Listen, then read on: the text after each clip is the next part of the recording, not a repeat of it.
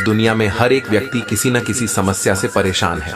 चलिए हम आपको बताते हैं, हर व्यक्तियों के चेहरे अलग अलग होते हैं, इसीलिए इस दुनिया में किसी भी व्यक्ति के ऊपर भरोसा बिल्कुल भी नहीं करना चाहिए। यहाँ कोई अपना नहीं होता।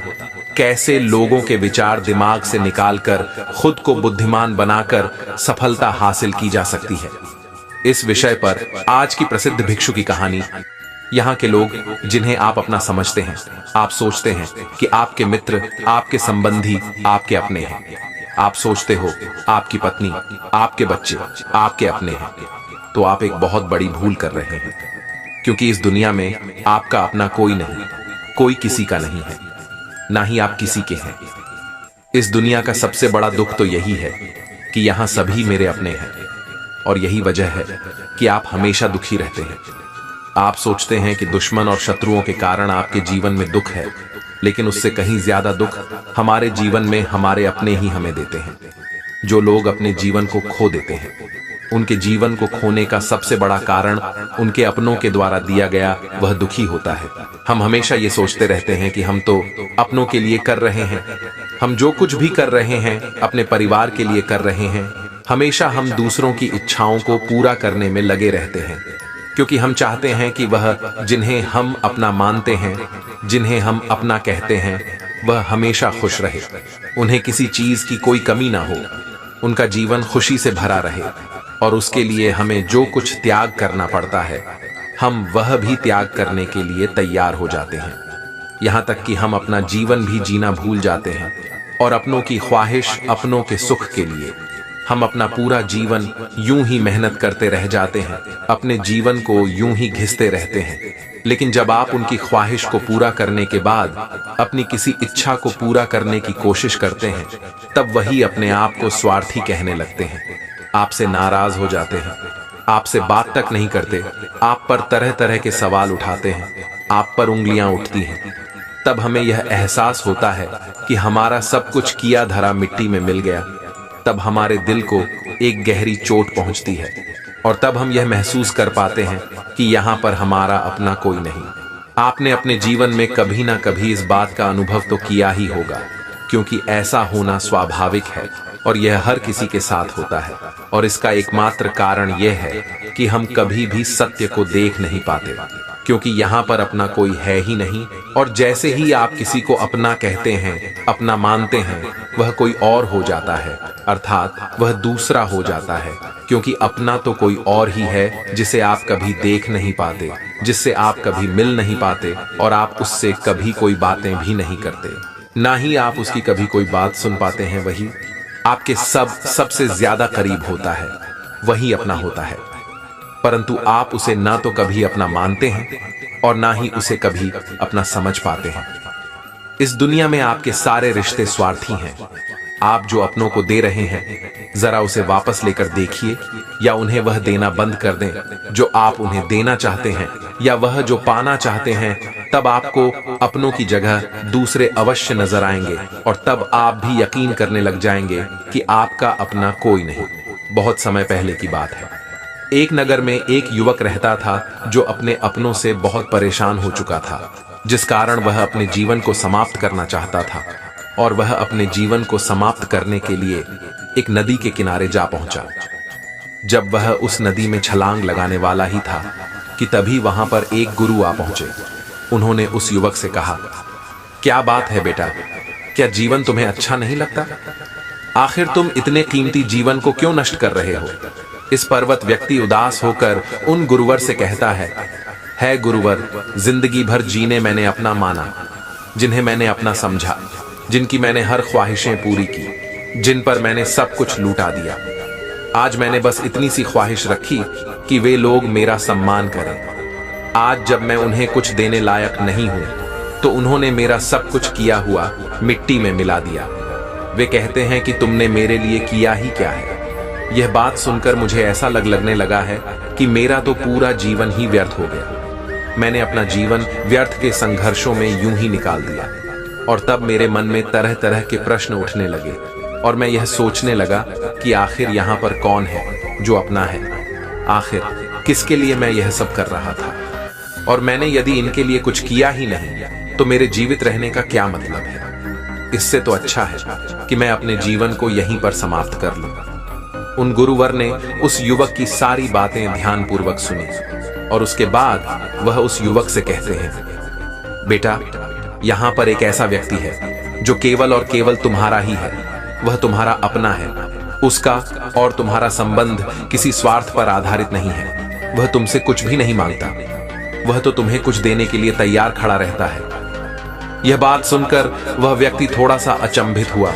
उसे समझ नहीं आया कि आखिर ऐसा कौन सा व्यक्ति है जो मेरे लिए डाहे और जो मुझे सब कुछ देना चाहता है। कुछ देर सोच विचार करने के बाद वह उन गुरुवर से कहता है गुरुवर, आखिर आप कहना क्या चाहते हैं? आखिर ऐसा कौन सा व्यक्ति है जो स्वार्थी नहीं और जो मुझे कुछ देना चाहता है? आगे वह युवक उन गुरुवर से कहता है गुरुवर, मैं जितने भी लोगों को जानता हूं, मैं जितने भी अपनों को जानता हूं, मेरे मित्र, रिश्तेदार, सहयोगी, मेरे शत्रु और यहां तक कि मेरे परिवार वाले, उन सबको मैं अच्छी तरह जानता हूं।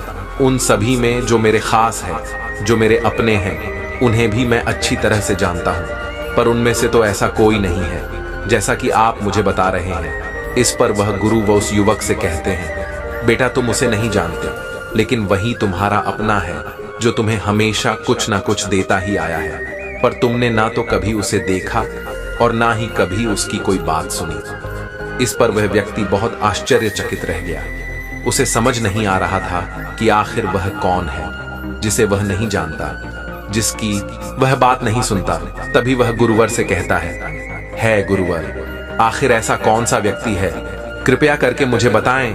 मैं उससे मिलना चाहता हूं, मैं उसकी बातें सुनना चाहता हूं। मैं भी तो देखूं आखिर वह कौन है जो मेरा अपना है और जिससे मैं मिल नहीं पाया। इस पर वह गुरुवर उस व्यक्ति को एक गुफा की ओर ले जाते हैं। वह गुफा बहुत ही बड़ी थी और भीतर घना अंधेरा था।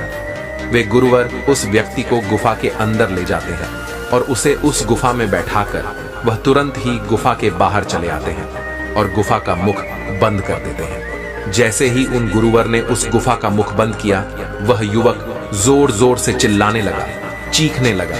और वही युवक कहता है, हे गुरुवर, आपने इस दरवाजे का मुख बंद कर दिया है। मैं बाहर आना चाहता हूं, मुझे बाहर निकालिए। यहां मेरा दम घुट रहा है। दरवाजा खोलिए। गुरुवर, वह गुरुवर है, बाहर से जोर से चिल्लाकर उस युवक से कहते हैं, बेटा, तुम्हारे सारे अपने ऐसे ही हैं।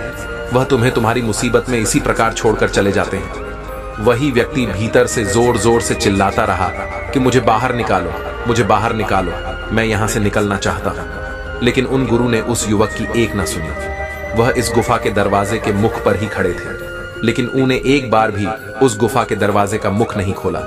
तभी भीतर से उस व्यक्ति के जोर से चिल्लाने की आवाज आई।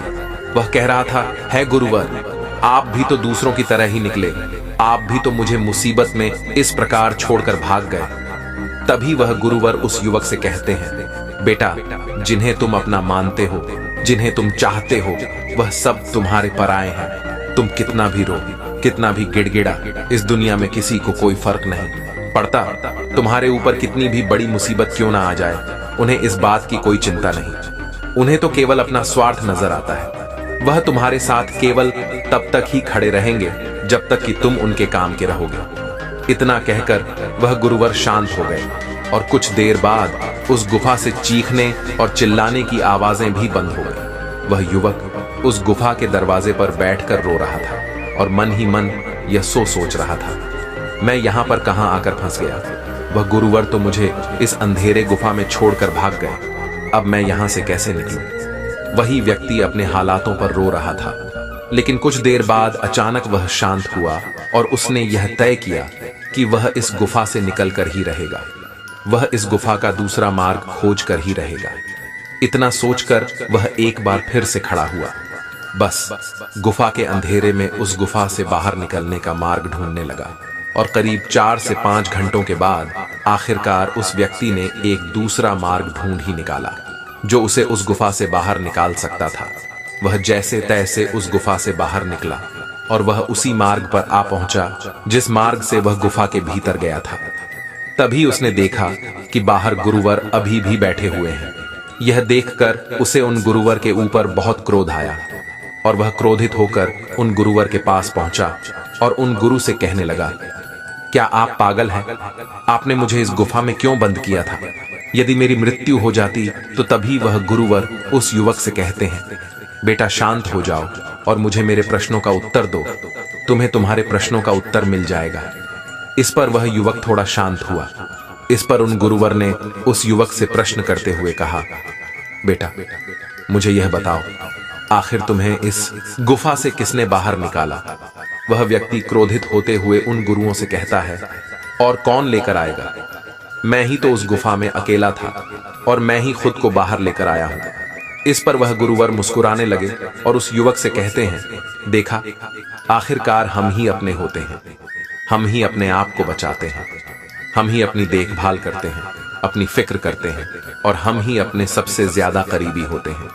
हम ही अपने हैं और बाकी सब तो जैसा कि तुमने कहा, तुम स्वयं ही अपने आप को इस गुफा से बाहर निकाल कर लाए हो। इसी प्रकार तुम ही अपने जीवन भर अपने साथ रहते हो, अपने साथ जीते हो। जब कोई मुसीबत पड़ती है तब तुम्हारा साथ कोई नहीं देता, तब भी तुम अपने साथ खड़े रहते हो, तुम अपना साथ कभी नहीं छोड़ते। तो फिर क्यों तुम दूसरों में अपनापन ढूंढते हो?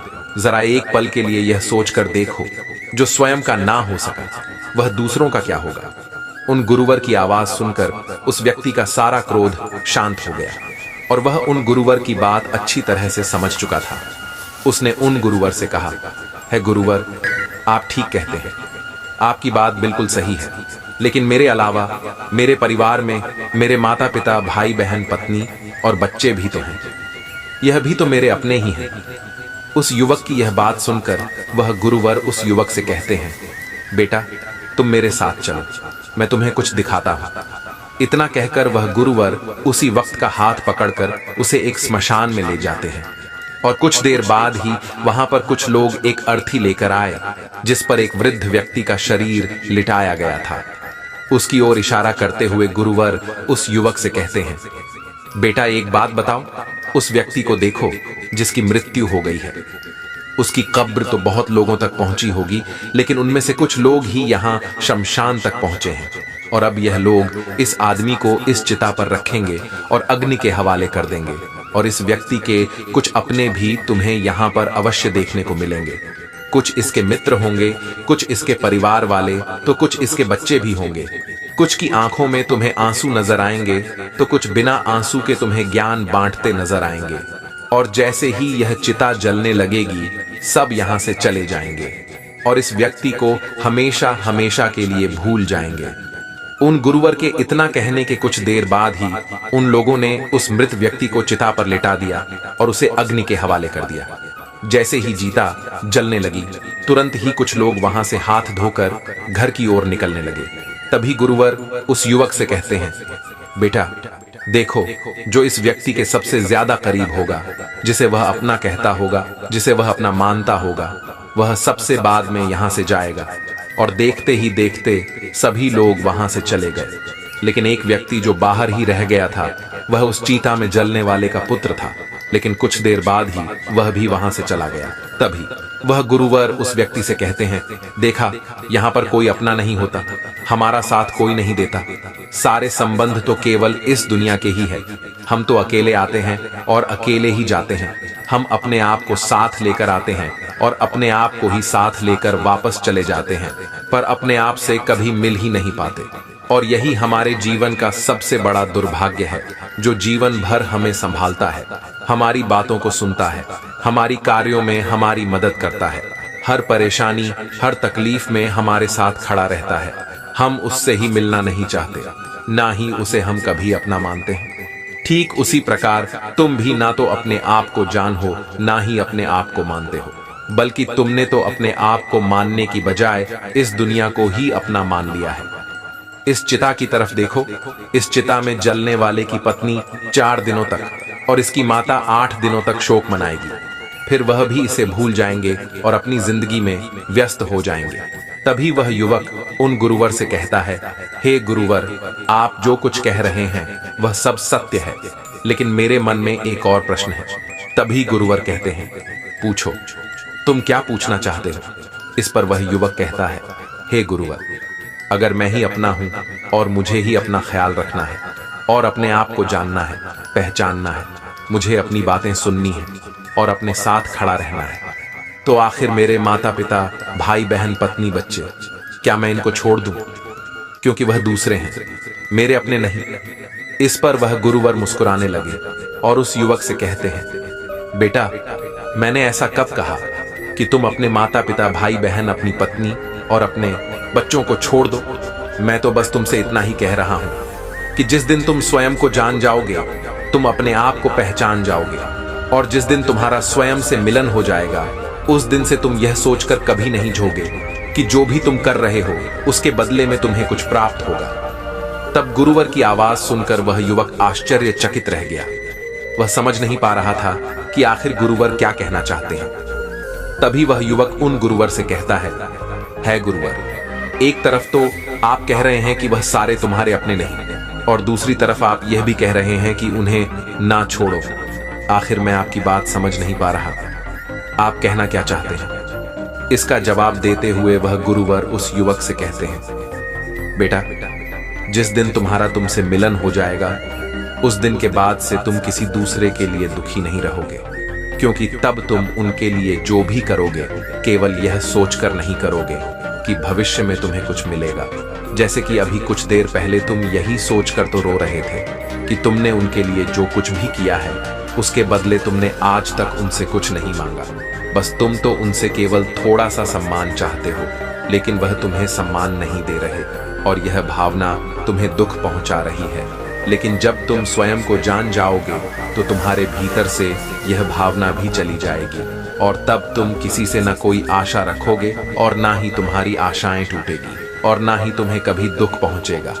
जिसे भी तुम अपना कहते हो वह सब तुमसे अपने स्वार्थ के लिए जुड़े हुए हैं, और जो कुछ भी तुम उनके लिए कर रहे हो उसमें भी तुम्हारा स्वार्थ छुपा हुआ है, क्योंकि जो कुछ भी तुम उनके लिए कर रहे हो उसके बदले में तुम भी तो उनसे कुछ चाहते हो, और अगर उन्होंने तुम्हें वो कुछ नहीं दिया जो तुम चाहते हो तो तुम्हारे भीतर तुरंत प्रश्नों के सैलाब उठने लगते हैं। तुम ये सोचने लग जाते हो कि मैंने तो उनके लिए इतना कुछ किया, लेकिन वह मेरे लिए कुछ नहीं करना चाहते, वह मुझे कुछ नहीं देना चाहते। इसीलिए इस दुनिया में अगर कोई हमारा है तो वह हम खुद ही हैं, हम ही अपने हैं, और हम ही अपने साथ हमेशा रहते हैं। इतना कहकर वह गुरुवर शांत हो गए, और उस युवक को भी अब उन गुरु की बात अच्छी तरह से समझ में आ चुकी थी। उस युवक ने उन गुरुवर को प्रणाम किया और वापस अपने घर लौट गया।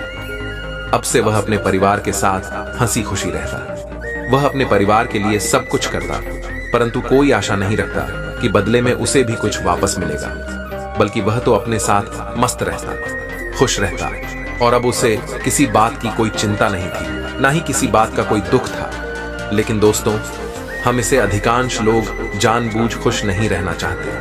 हम तो केवल दूसरों को यह एहसास दिलाने में लगे रहते हैं कि केवल तुम्हारी वजह से आज मुझे इतना बड़ा दुख है, मैं परेशान हूं, मैं चिंतित हूं। हम उन्हें यह एहसास दिलाने में लगे रहते हैं कि हमने तुम्हारे लिए बहुत कुछ किया है, लेकिन तुमने हमारे लिए कुछ भी नहीं किया। जिन्हें हम अपना मानते हैं, हम उन्हें कैद करने में लग जाते हैं।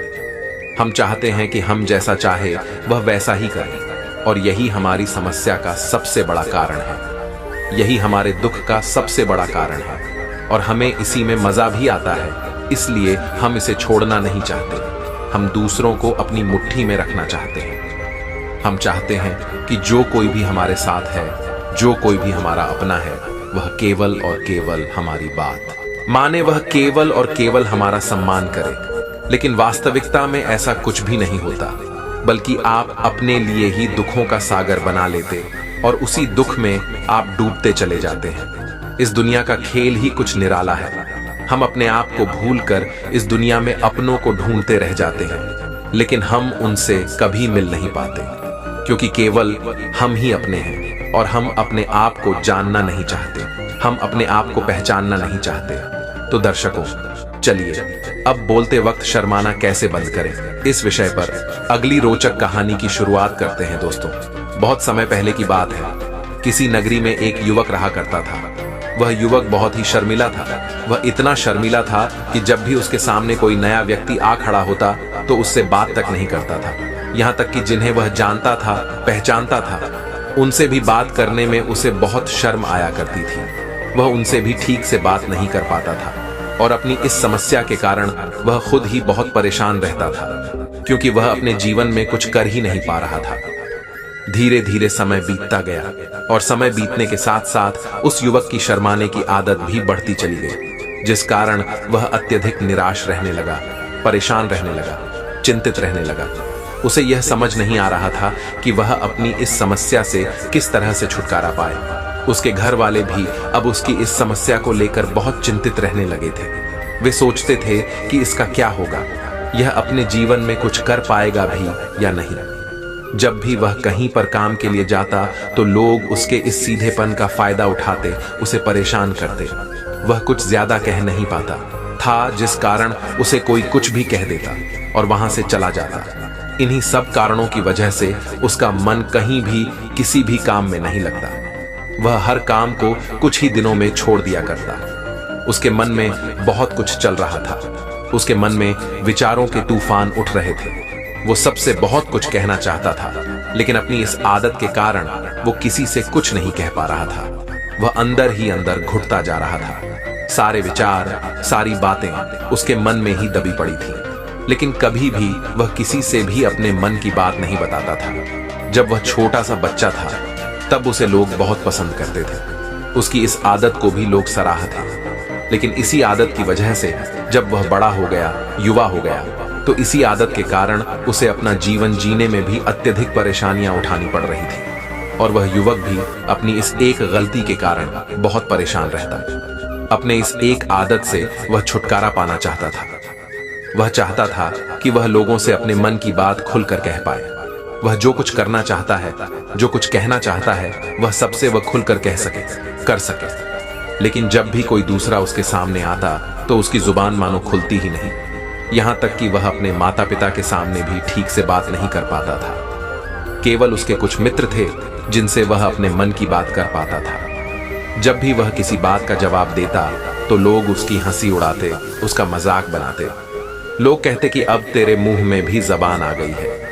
यह समस्या दिन बदन बढ़ती चली जा रही थी और इस समस्या के कारण अब उसके पिता भी अत्यधिक चिंतित रहने लगे थे। वह चाहते थे कि उनका बेटा भी दूसरों के सामने अपने मन की बात रख सके। लेकिन एक दिन जब वह अपने उस बेटे को दूसरों के सामने शर्मिंदा होता हुआ देख रहे थे, तभी उन्हें बहुत क्रोध आया और वह अपने बेटे को खरी खोटी सुनाने लगे। उन्होंने उसे इतना डांट दिया कि वह युवा लड़का अत्यधिक क्रोधित हो गया और वहां से बिना कुछ कहे वह वहां से चला गया। शाम हो चुकी थी और अब तक उनका बेटा घर नहीं लौटा था। माता और पिता दोनों बड़े ही चिंतित थे। वह अपने बेटे को वापस घर पर देखना चाहते थे, लेकिन वह युवा लड़का तो भागते भागते पहाड़ की चोटी पर जा पहुंचा था। वह वहां से नीचे की ओर झांक रहा था और ईश्वर से कह रहा था, हे भगवान, आपने मुझे ऐसा क्यों बनाया? लोग मेरा मजाक उड़ाते हैं, लोग मेरा हंसी उड़ाते हैं। जब मैं इस दुनिया में अपने मन की बात रख ही नहीं सकता, मैं किसी से कुछ कह ही नहीं सकता, तो फिर मैं इस जीवन को जी कर क्या करूंगा?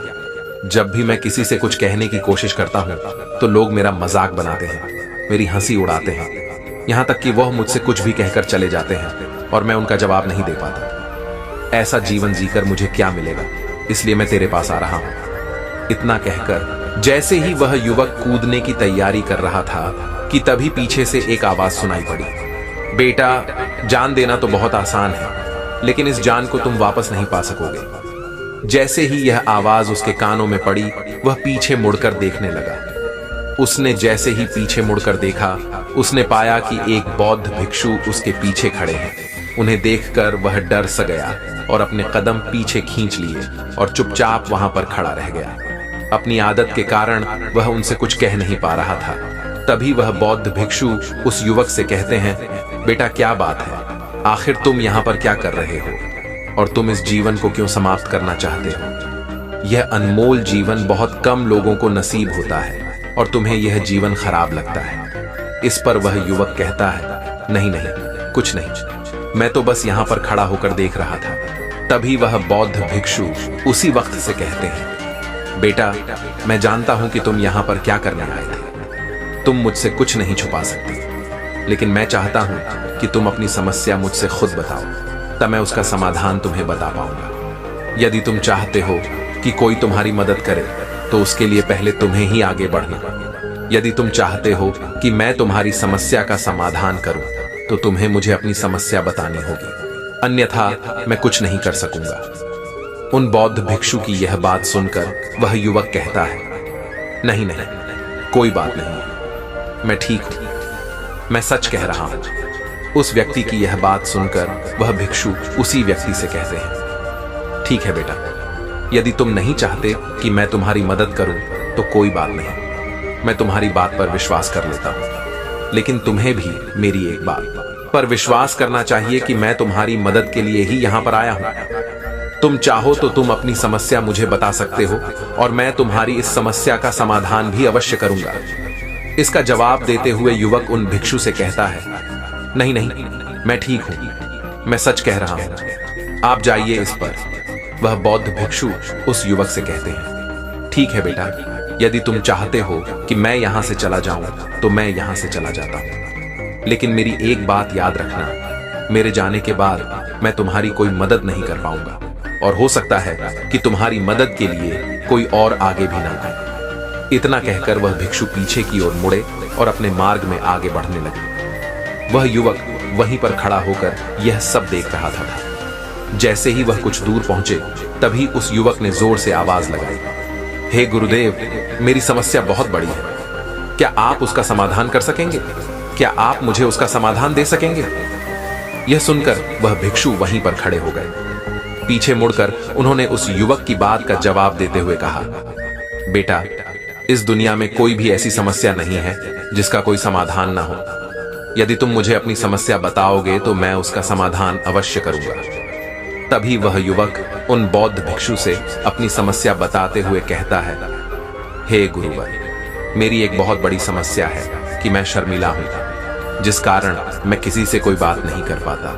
यहां तक कि मैं अपने मन की बात भी किसी को नहीं बता पाता। जब भी मैं किसी से बात करने की कोशिश करता हूं तो लोग मेरा मजाक उड़ाते हैं, मेरी हंसी उड़ाते हैं। जब भी मुझे कोई खरी खोटी सुनाता है, उल्टी सीधी बातें कर है, तो मैं उनका जवाब नहीं दे पाता। मैं लोगों की तरह चालाक बनना चाहता हूँ, लोगों की तरह बातों का जवाब देना चाहता हूँ, अपने मन की बात करना चाहता हूँ। मैं इस दुनिया के साथ कदम से कदम मिलाकर आगे बढ़ना चाहता हूँ। क्या इसका कोई समाधान है? उन भिक्षु ने उस युवक की सारी बातें ध्यानपूर्वक सुनी और फिर जवाब देते हुए वे कहते हैं, बेटा, जरूरत से ज्यादा शर्मीला होना, इसका अर्थ यह है कि तुम्हारे अंदर कोई डर है जिसे तुम पहचान नहीं पा रहे, जिस कारण तुम उसका समाधान करने में भी असमर्थ हो। शर्म करना अलग बात है और डरना अलग। जब हमारे भीतर डर होता है तब हम कहीं भी किसी से भी कोई भी बात नहीं कर सकते। हमें चारों तरफ केवल डर ही नजर आता है और हम हर जगह सिर्फ डरते ही रहते हैं, लेकिन इसे शर्माना नहीं कहते। आगे वह भिक्षु वह युवक से कहते हैं, बेटा, तुम सबसे अधिक किससे शर्माते हो? वह युवक इसका जवाब देते हुए कहता है, हे गुरुवर, मुझे अपने पिता से बात करने में बहुत शर्म आती है। तभी वह भिक्षु उस युवक से कहते हैं, अच्छा, तो यह बताओ, जब तुम अपने पिता से बात कर रहे होते हो या फिर बात करने का प्रयास करते हो तो तुम्हारे मन में कैसे ख्याल उत्पन्न होते हैं? वह युवा इसका जवाब देते हुए कहता है, हे गुरुवर, जब भी मैं अपने पिता से बात करने का प्रयास करता हूं तो मुझे ऐसा प्रतीत होता है कि मानो मेरे पिता अभी मुझे डांट देंगे। मुझ पर क्रोध कर तो हम उससे नाराज हो जाएंगे और कहीं ना कहीं मुझे यह भी लगता है कि मैं कुछ गलत बात ही करूंगा। यहां तक कि मेरे मन में ऐसे भी ख्याल उत्पन्न होते हैं कि शायद मेरे पिता मुझसे प्यार ही नहीं करते। परंतु हे गुरुवर, आप कहते हैं कि शर्म अलग है और डरना अलग बात है, तो क्या कोई ऐसा उपाय है जिससे मुझे डर प्रतीत ही ना हो? क्या कोई ऐसा रास्ता है जिससे मेरे अंदर का यह डर पूरी तरह से समाप्त हो जाए? कृपा करके मुझे इस समस्या का समाधान बताइए। मुझे अपने इस डर से बाहर निकलना है। मुझे लोगों की तरह अपने इस जीवन को खुलकर जीना है। उसकी यह सारी बातें सुनकर भिक्षु उसी व्यक्ति से कहते हैं, जाओ और अपने पिता से कहो कि मुझे कुछ काम करना है और उसके लिए मुझे आपसे कुछ धन चाहिए। यदि तुम उनसे धन मांगने में कामयाब हो गए तो मैं तुम्हें तुम्हारी समस्या का समाधान अवश्य बताऊंगा। वह युवक काफी घबरा गया। उसने उन गुरुवर से कहा, हे गुरुवर, मुझे यह कार्य ना दीजिए। मैं अपने पिता से बहुत डरता हूं। मैं उनसे कुछ नहीं कह पाता। उनके सामने तो मेरी बोलती तक बंद हो जाती है। मैं उनसे धन भला कैसे मांगूंगा। यह बात सुनकर वह बौद्ध भिक्षु उस युवक से कहते हैं, तब तो तुम्हारी समस्या का कोई भी समाधान नहीं है और ना ही तुम कभी भी अपने जीवन को खुलकर जी पाओगे। यह बात सुनकर वह युवक उन भिक्षु से कहता है, हे गुरुवर, ऐसा ना कहें, कृपया करके मुझे कोई और कार्य बताइए, कोई ऐसा कार्य जिसे मेरे अंदर का डर पूरी तरह से समाप्त हो जाए, कोई ऐसा समाधान बताइए। इसका जवाब देते हुए वह भिक्षु उस युवक से कहते हैं, बेटा, यदि तुम्हें अपने अंदर के डर को समाप्त करना है तो पहले तुम्हें मेरा यह कार्य करना होगा जो मैंने तुम्हें कहा है। वह घबराकर काफी देर सोच विचार करने के बाद उन गुरुवर से कहता है, ठीक है, यदि आप चाहते हैं कि मैं इस कार्य को करूं तो मैं इसे करने का पूरा प्रयास करूंगा। इतना कहकर वह युवक अपने घर लौट जाता है। उसे देखकर उसके माता पिता बहुत खुश हो जाते हैं और वह युवक अपने पिता से डरते डरते कहता है, पिताजी, मुझे आपसे कुछ बात कहनी है। इस पर उसके पिता कहते हैं, बोलो, क्या बात है। वह युवक आगे कहता है, पिताजी, मैं कुछ काम करना चाहता हूं और उसके लिए मुझे आपसे कुछ धन चाहिए। क्या आप मुझे कुछ धन दे सकते हैं? इतना सुनकर उस युवक के पिता ने उस युवक की तरफ ध्यान से देखा। काफी दिन देखने के बाद वह खुशी से झूम उठे और तुरंत ही उन्होंने कुछ धन अपने पुत्र के हाथों पर रख दिया और कहने लगे, बेटा, क्या इतना धन काफी है कि तुम्हें और चाहिए? इसके जवाब में वह युवक अपने पिता से कहता है, नहीं नहीं पिताजी, इतना काफी है, मैं इतने से काम चला लूंगा।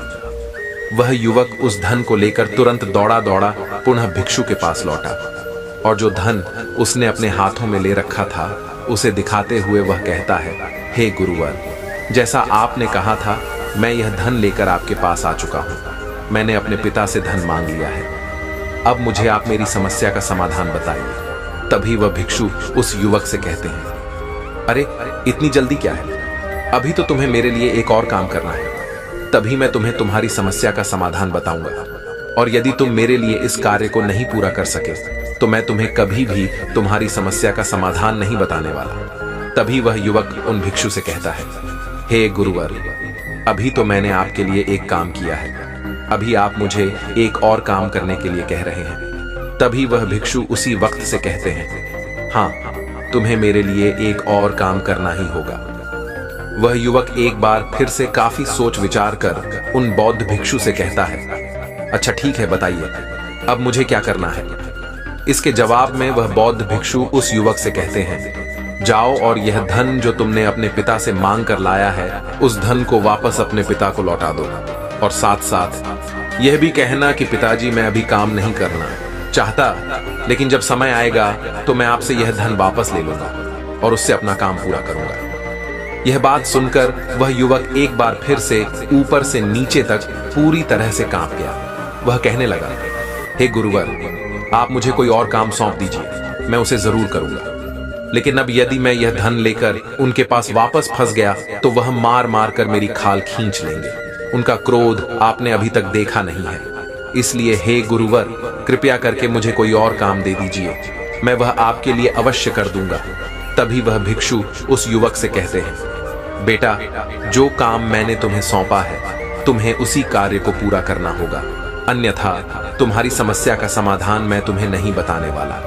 काफी देर सोच विचार करने के बाद वह उन भिक्षु से कहता है, ठीक है गुरु, मैं वापस आता हूँ और यह धन लौटा कर मैं अभी आता हूँ। वह तुरंत दौड़ा दौड़ा अपने पिता के पास वापस लौटा। उसने अपने पिता से कहा, पिताजी, मैं यह धन अभी नहीं लेना चाहता, अभी यह धन आप मुझसे वापस ले लीजिए, जब मुझे कोई काम पड़ेगा तो मैं आपसे यह धन वापस ले लूंगा। उसके पिता ने उस युवक की तरफ घूर घूर कर काफी देर तक देखा और फिर मुस्कुराते हुए कहने लगे, बेटा, मैं समझता हूं कि किसी भी काम को शुरू करने से पहले हमें उसके बारे में जानकारी इकट्ठा करनी चाहिए। उसके बारे में समझना जरूरी है, कब, क्या, कैसे और कब तक करना है, इसके बारे में भी हमें जानकारी लेनी जरूरी है। कोई भी काम ऐसे ही नहीं शुरू किया जा सकता, उसमें हम सफल होंगे या फिर नहीं, इसका भी अनुमान हमें लगाना पड़ता है।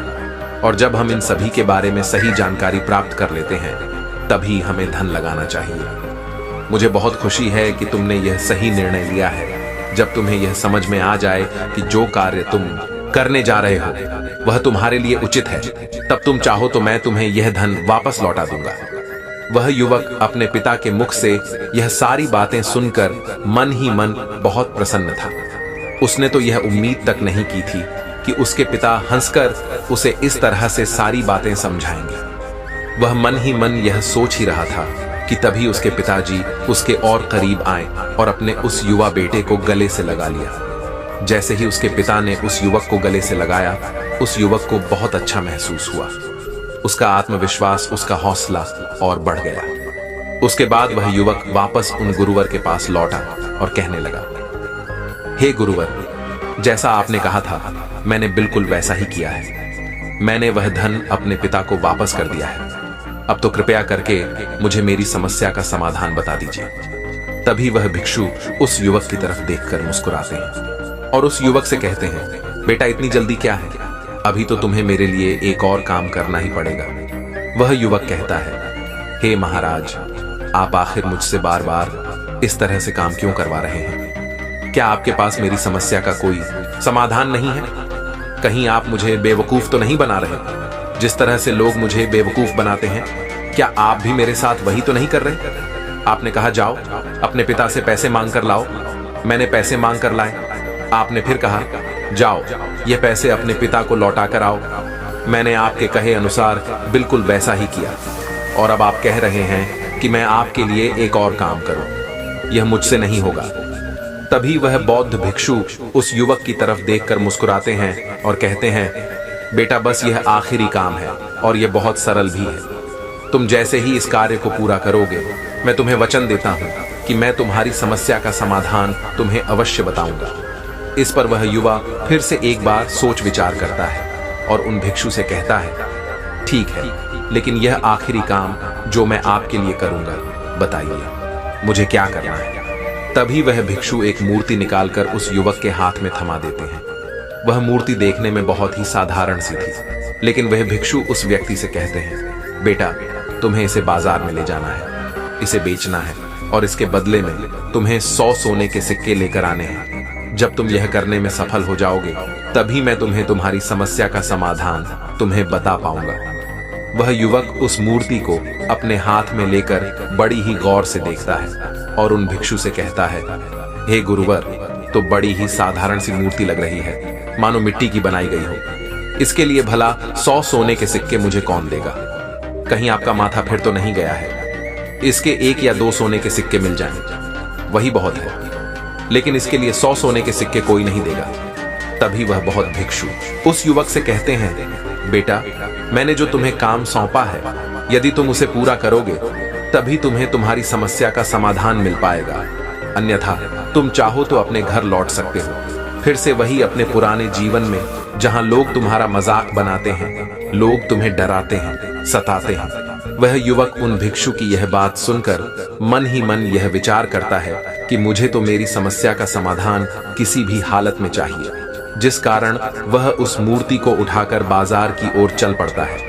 बाजार पहुंचकर वह एक जगह चुपचाप उस मूर्ति को लेकर खड़ा हो जाता है और इंतजार करने लगता है कि कोई आएगा और उससे उस मूर्ति के बारे में पूछेगा, और तब वह उस मूर्ति के लिए 100 सोने के सिक्के की मांग करेगा। देखते ही देखते काफी समय बीत गया, लेकिन अभी तक उसके पास कोई भी व्यक्ति नहीं आया था। उसने आसपास देखा तो लोग चिल्ला चिल्ला कर अपने सामानों को बेच रहे थे, वे जोर जोर से आवाज लगा रहे थे। उसने भी सोचा, यदि मुझे अपनी इस मूर्ति को बेचना है तो मुझे भी जोर जोर से आवाज लगानी होगी। उस युवक ने चिल्लाना शुरू किया, लेकिन वह इतनी जोर से नहीं चिल्ला पा रहा था। उसकी आवाज उसे खुद तक सुनाई नहीं पड़ रही थी, तो भला उसकी आवाज को दूसरे कैसे सुनते, जिस कारण उस व्यक्ति के पास उस मूर्ति को खरीदने के लिए कोई नहीं आ रहा था। धीरे धीरे शाम का समय हो चुका था और उस व्यक्ति को यह डर था कि कहीं वह भिक्षु वहां से कहीं चला ना जाए, अन्यथा उसे उसकी समस्या का समाधान कौन देगा।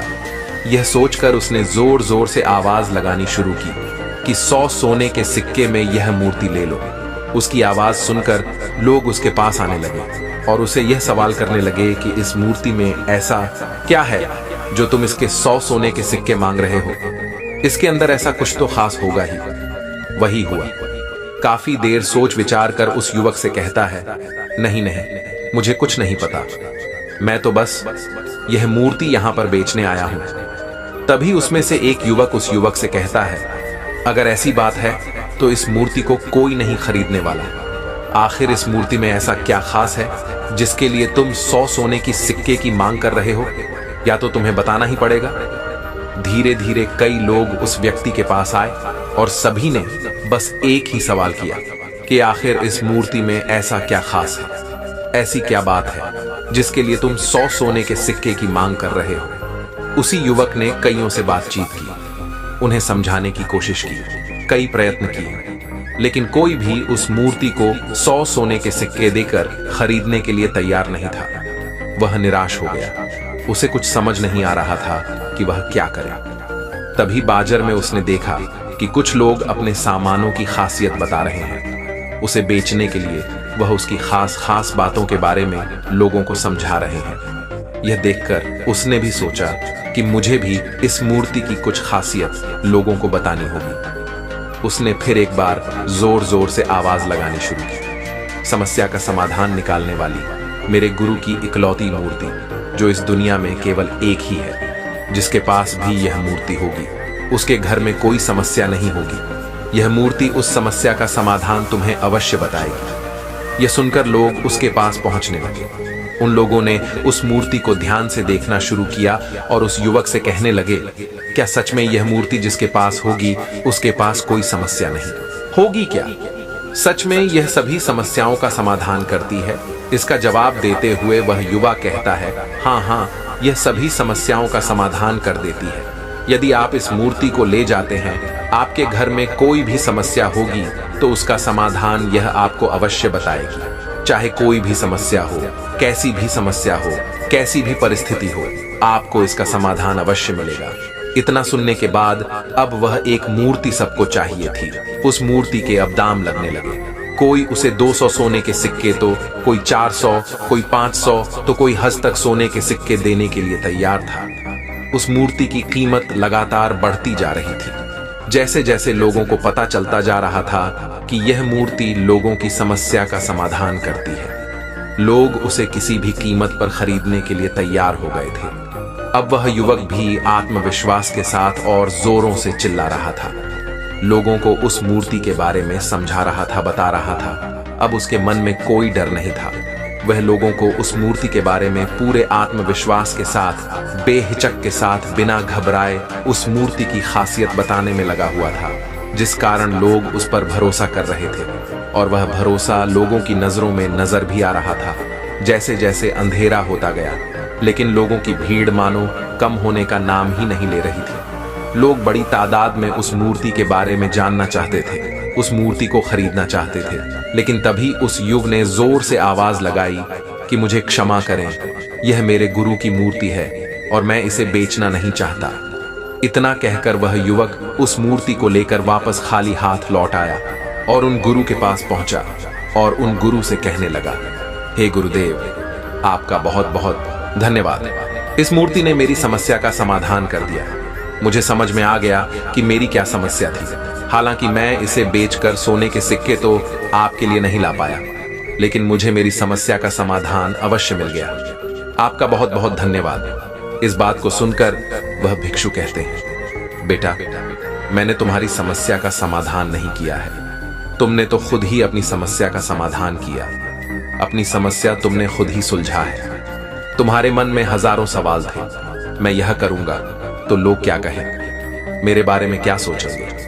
यदि मैं अपना मुंह खोलूंगा तो लोग मेरे ऊपर हंसेंगे। यदि मैंने मुंह खोला तो मैं कुछ गलत ही करूंगा। ऐसे कई सारे विचार तुम्हारे मन में थे, ऐसे कई सारे डर तुमने अपने मन में पाल रखे थे। लेकिन जब इस मूर्ति के बेचने के दौरान तुमने उन सैकड़ों लोगों का सामना किया, उनके सामने खुलकर अपनी बात रखी, उनके सामने खुलकर वह कहा जो तुम्हें कहना चाहिए था, तो तुम्हारे मन का डर खुद ब खुदा हो गया। और युवक अपने गुरु की यह बात सुनकर अपने गुरु से कहता है, हे गुरुवर, आप सही कहते हैं। आपने आज मेरे मन में वह विश्वास जगा दिया है जिससे मैं अब अपने जीवन में कुछ भी हासिल कर सकता हूँ। आपका बहुत बहुत धन्यवाद। इतना कहकर वह युवक वापस अपने घर की ओर लौट गया। हम भी अपने जीवन में कुछ ऐसी ही गलतियां करते हैं। हम अपने आप को पहचानना नहीं चाहते। हम दूसरों की नजर से अपने आप को देखते हैं। हम यह सोचते हैं कि अगर हमने यह किया तो लोग हमारे बारे में क्या सोचेंगे, क्या कहेंगे। यदि मैं गलत हुआ तो लोग मेरे ऊपर हंसेंगे। ऐसे कई सारे विचार हमारे मन में पनपते रहते हैं, जिसके कारण हम हमेशा डर में जीते हैं। जिस दिन आपने अपने डर का सामना कर लिया, उस दिन के बाद आप कभी भी किसी भी चीज से नहीं डरेंगे, ना ही आपको शर्म आएगी। और जब आपके भीतर का वह डर हमेशा के लिए समाप्त हो जाएगा, तो आप अपने जीवन में जो भी कुछ करना चाहते हैं, जो भी कुछ पाना चाहते हैं, उसका रास्ता आपके लिए पूरी तरह से साफ हो जाएगा और आप अपने मार्ग पर तेजी से आगे की ओर बढ़ने में सक्षम भी हो जाएंगे। इसलिए लोग क्या कहते हैं, क्या कहेंगे, यह सब छोड़ दीजिए और खुद पर विश्वास कीजिए, क्योंकि आप ही हैं जो अपने इस डर का सामना कर सकते हैं।